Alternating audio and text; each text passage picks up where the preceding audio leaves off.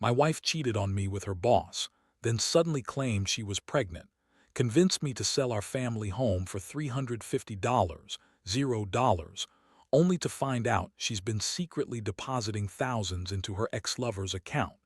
Now she's threatening litigation over the inheritance and millions in property, and I have no idea who I can trust anymore.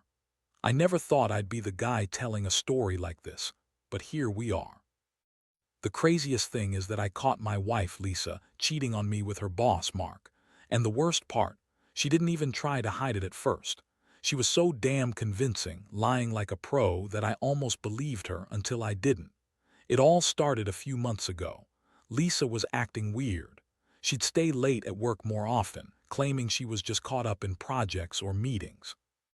But I noticed she'd started deleting her texts, hiding her phone more than usual, and there were these little things, missing jewelry, weird receipts. Nothing concrete, but enough to make me suspicious. Still, I didn't want to jump to conclusions. I love my wife and I wanted to trust her. But then one night, I decided to check her email. I know, big mistake, but I couldn't help myself. I found a string of messages between her and Mark, her boss, that were pretty explicit. They were talking about meeting up, about needing to be careful, and even plans for secret rendezvous.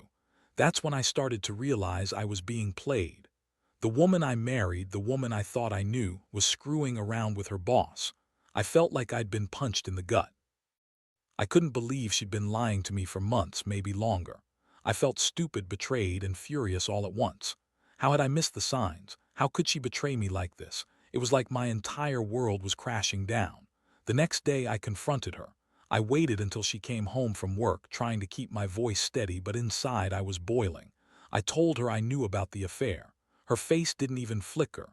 She looked at me coldly and said, "You're overreacting, John. It's just sex," and I was stressed. "Mark's just a friend, you're imagining things." She everything spun these ridiculous stories about how she and Mark were just colleagues, how I was paranoid, how I was making a big deal out of nothing. But I could see it in her eyes. She knew she'd been caught and she was trying to cover her ass. I was shaking. I felt like I'd been punched again, but this time in the chest. I told her I knew she'd been cheating, that I had proof. She laughed, a cold, bitter laugh, and told me I was crazy. "You're just jealous, John. Mark's a good man, and I'm not going to let you ruin this. We're fine. Everything's fine."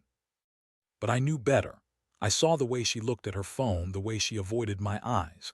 It was all too obvious now. She was lying, and she was lying well. That night I couldn't sleep. My mind kept racing. I felt humiliated, angry, and broken all at once. How could she do this to me, to us? I'd always been faithful, worked hard to give her a good life, and this is how she repaid me. I kept thinking about the little things, how she'd been secretive lately, how she'd started talking about wanting a bigger house, about moving on from our current life. I wondered if she'd been planning this for a while, or if it was just a fling that got out of hand. I started digging deeper. I needed to understand what she was up to, how far this went. I found out that Lisa had been depositing money into Mark's account, thousands of dollars, hidden in small transfers that she thought I didn't notice. It was like a secret side hustle, and she played it so smoothly I almost didn't catch on. I felt sick. The woman I loved, the woman I trusted, had been secretly funneling money to her lover. That was the real kick in the teeth. This wasn't just about cheating anymore. It was about betrayal on a whole different level. I also discovered she'd been pushing me to sell our family home, claiming we needed the cash for some vague emergency, convincing me that it was the best move for us. She kept telling me how she wanted us to start fresh, how she wanted a new life. I was so blinded by the betrayal I didn't see the bigger picture. Now I realized she was planning her escape, her new life with Mark, and she used the pregnancy lie as her latest weapon to keep me compliant. I was lost in a whirlwind of emotions, anger, sadness, confusion. I couldn't trust her anymore, not even a little. I felt like I'd been living in a nightmare and I didn't know how to wake up. I kept asking myself how I got here, how I didn't see it coming, how I could be so blind. All I wanted was to hold on to what we had, but now I wasn't sure if there was anything left worth saving. I was furious that she'd lied so shamelessly, that she'd manipulate me into selling our home, and that she'd been secretly screwing her boss and funding her affair with my money. I knew I had to make a decision. I couldn't keep living like this, not knowing what she was capable of or how deep her lies went. I started thinking about what I'd do next, but honestly, I was just trying to breathe through the storm inside me. I didn't sleep that night, and when I finally did, I kept dreaming of her in bed with Mark, of the money she'd stolen, of the house we'd sell, and the lies she'd told. This is where I stand now. I don't know what's next, but I do know one thing: I'm not the same guy I was a month ago, and I sure as hell don't trust her anymore. After everything I found out, I realized I couldn't just sit around and let her keep pulling the strings. The more I thought about it, the angrier I got. She had played me like a fiddle, lying, cheating, stealing, while I was out here trying to keep everything together. The house, the money, the life we built. And she was scheming behind my back the entire time. I knew I needed to act, but I also knew I had to be smart about it. First thing I did was dig into her bank accounts. Turns out, she'd been funneling money into her ex-lover's account for months. I found the transfers, small, sneaky deposits, just enough to go unnoticed if you weren't paying close attention. It was thousands of dollars, money I thought was going toward our future, but instead, it was funding her affair. That was the moment I realized she'd been lying not just about the relationship, but about everything. She'd been secretly building her escape plan while convincing me to sell our home, convincing me she was pregnant, convincing me I was overreacting. I had to get proof, real proof, to confront her properly. So I hired a private investigator. Not because I wanted to ruin her, but because I needed to see the full picture. I needed to know if she was planning to run, if she had any more secrets buried. The investigation revealed even more. She'd been meeting Mark in different places, not just at work. They'd been sneaking around for months, and she'd been lying about her whereabouts, about her feelings. The pie also uncovered that she'd been making plans to take the money from the house sale, maybe even trying to hide her plans to leave with Mark. Meanwhile, she kept pushing me to sell the house, saying we needed the cash for emergencies, for her pregnancy, for whatever she was spinning that week. She'd been using that as leverage, convincing me to sign papers to rush the sale. I was starting to see her game. She wanted the house gone, the money in her hands, and a clean getaway with Mark. I also found out she'd been talking about her inheritance, how she planned to claim it all, including the house, claiming I was incapable of managing it. That was the final straw. She was planning her future behind my back, and I was just a pawn in her scheme. Honestly, I felt sick. Betrayed doesn't even cover it. I'd trusted her with everything, my life, my money, my heart, and she'd been playing me for a fool. The worst part is that she kept lying, kept spinning stories to cover her tracks. When I confronted her again with the evidence, she lost her temper. She called me paranoid, accused me of spying on her, said I was ruining her reputation. She even went as far as claiming I was jealous, that I didn't understand her, that she was just stressed out from work and the pregnancy. But I knew better. I knew she was lying. The more I pressed, the more she threw accusations back at me. She said I was controlling, that I didn't trust her, that I was paranoid because I was insecure. But I wasn't insecure. I was just tired of her lies. She kept insisting she was innocent, crying crocodile tears, saying she loved me and the unborn child. But I'd seen her in action, and I knew she was capable of anything. I couldn't keep pretending everything was fine. I had to make a move. I decided I needed to get ahead of her plans to protect myself and what was left of our life. I told her I wanted a serious talk about the house, the money, everything. That's when she threw her final card. She claimed she was pregnant. Said it was Mark's, that she was carrying his child, and that I should support her, that it was the reason she'd been acting so strange. She begged me to stand by her, to believe her. I was stunned. I didn't know whether to laugh or cry. Deep down, I knew she was lying. That woman could lie about anything, even about a pregnancy she probably wasn't carrying. But I also knew that her bluffing was just another way to manipulate me. She wanted me to feel guilty, to stay quiet, to keep her secrets safe. It was sickening. I looked at her, saw the bitchy smirk she was wearing, and felt my stomach turn. I told her I needed time to think. I couldn't deal with her lies anymore. I knew I had to get legal advice, figure out what my rights were, especially with the house and the inheritance. I couldn't let her manipulate me into losing everything I worked for. I started making calls, setting up meetings with lawyers, trying to get my head around what was coming next.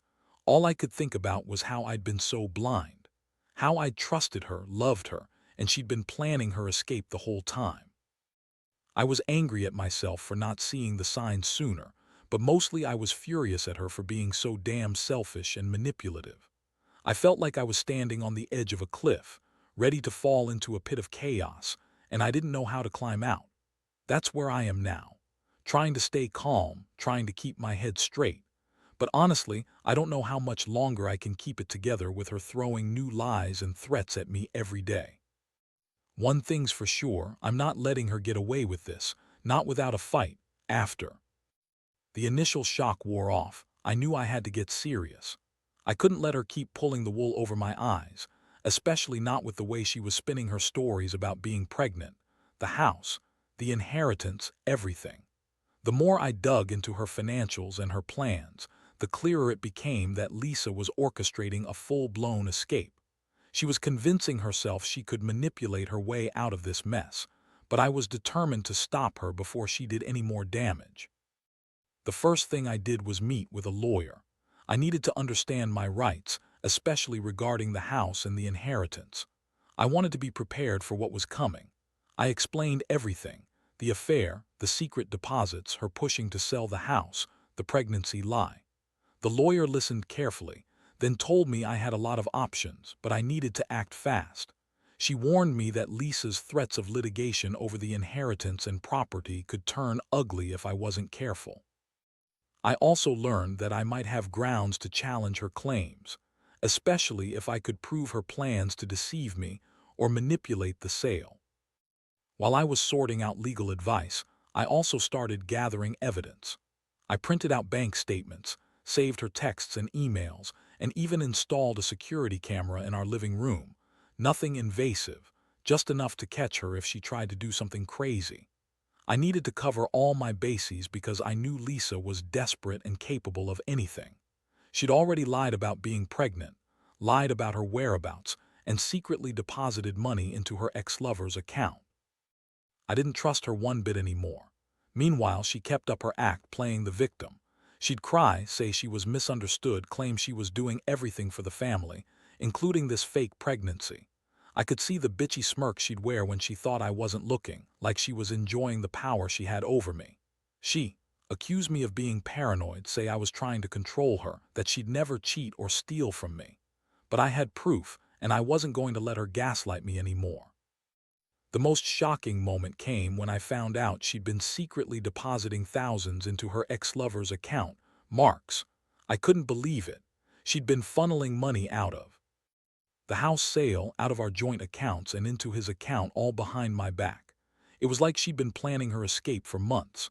I started questioning everything. Did she ever love me? Was she ever really committed? Or was I just a pawn in her game? That's when I decided I needed to confront her again, face to face, with all the evidence. I sat her down, laid it all out: her affair, the secret deposits, the plans to sell the house, her fake pregnancy. I told her I knew she was trying to manipulate me into giving her everything, including the inheritance, to run off with Mark. Her face turned red, and she started yelling, calling me paranoid, accusing me of spying on her. She said I was jealous, that I didn't trust her, that I was ruining her life. But I wasn't about to back down anymore. I told her I had enough, that she was a liar and a thief, and I was done playing her game. She tried to deny everything, but the evidence was overwhelming. When I showed her the bank transfers, her face flickered with panic. She tried to spin some story about how she was saving for the baby, how Mark was just helping her through a rough patch. I laughed bitterly. That was a lie, just like everything else. The pregnancy was probably fake, a way to keep me from leaving, to make me feel guilty. I told her I was done being manipulated, that I was going to protect what was mine. That night I stayed up thinking about what I needed to do next. I realized I couldn't trust her anymore. Not with the house, not with the inheritance, not with anything. I had to prepare for a legal battle. I also decided I needed to get a forensic accountant involved to trace every penny she'd hidden or transferred. I wasn't going to let her take everything I worked for without a fight. She was relentless, but I was determined to stand my ground. I knew this wasn't just about money or property anymore. It was about trust, respect, and survival. I'd been by her betrayal, and now I was fighting to reclaim what was left of my life. I felt a mixture of rage and sadness, rage that she'd lied and cheated, and sadness because I once loved her and thought we had something real. Now I wasn't sure if I'd ever trust again, but I knew I had to try, for myself if nothing else.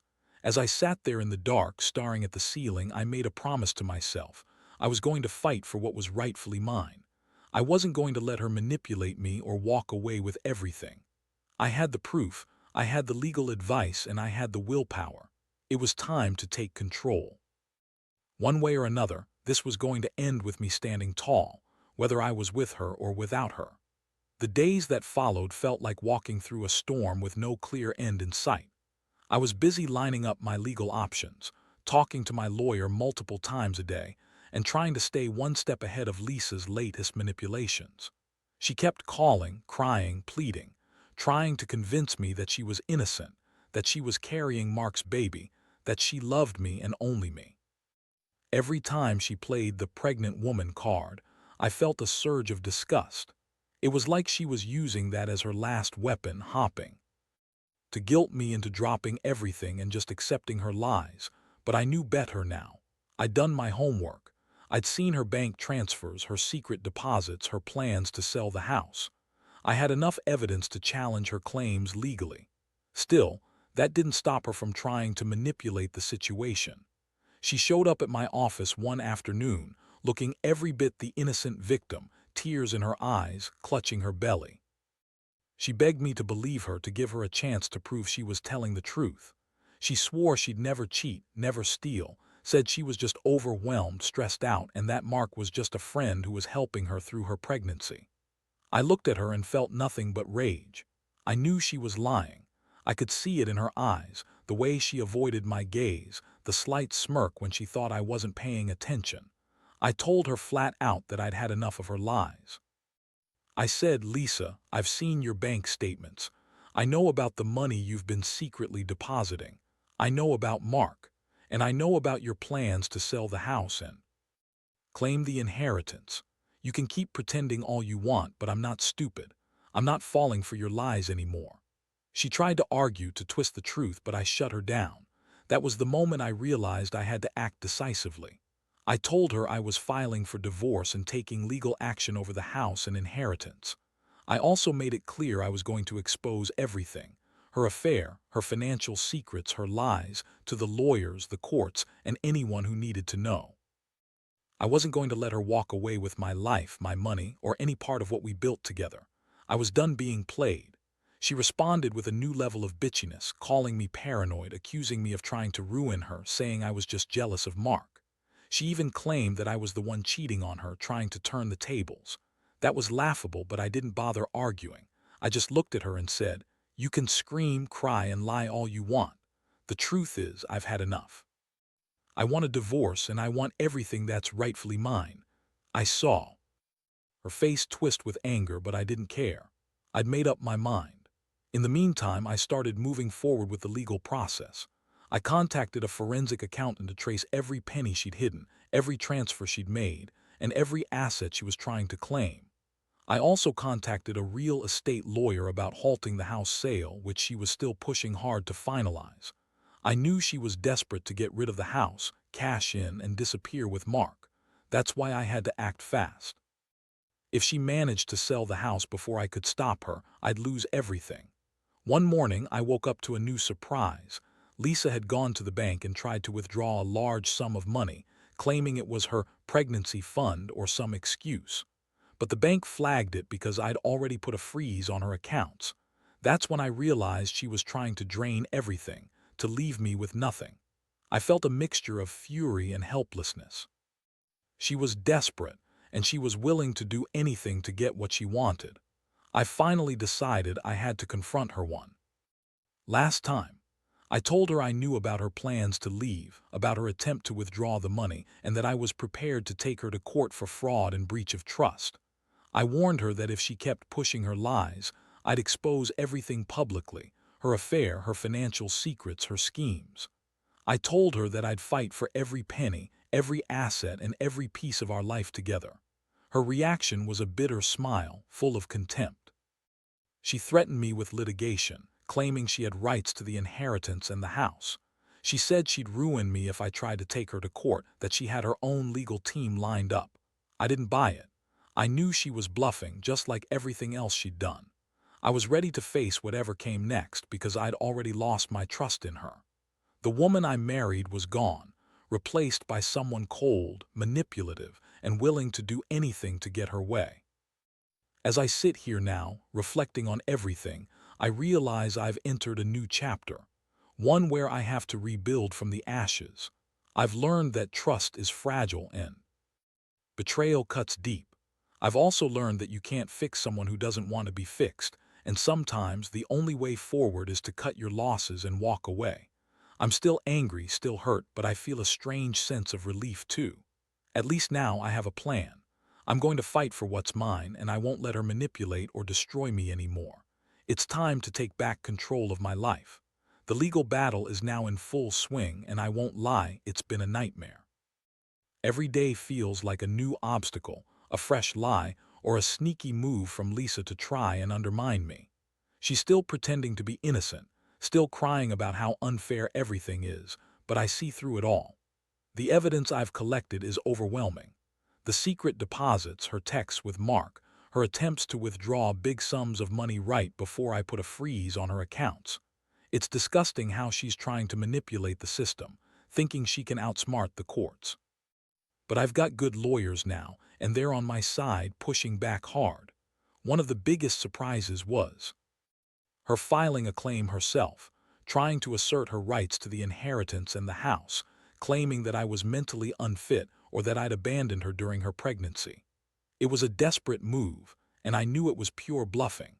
I had all the proof I needed to counter her claims.